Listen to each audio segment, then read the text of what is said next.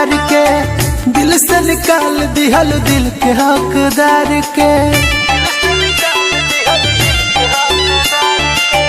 गजब के तोहफा देले बाड़ू हमारा प्यार के, दिल से निकाल दिहल दिल के हकदार के।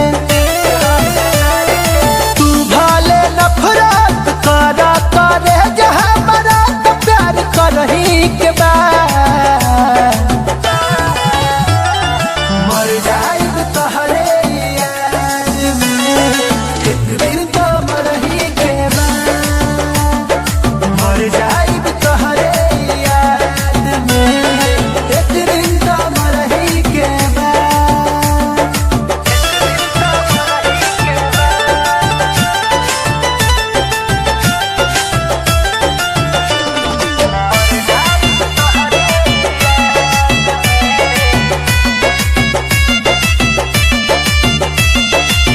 दोसर के हो गईल हमर सोझा जान हो, हमसे ढवाई ना गम के बोझा जान हो।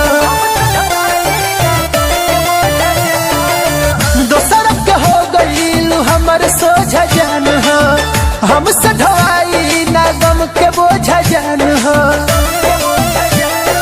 तोहरा तो पियवा के सेनुर लगा के गली में अब चढ़ही के बाद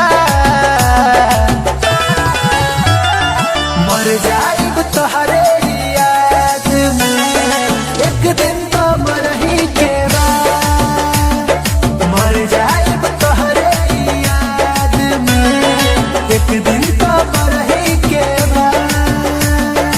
एक दिन तो मरही के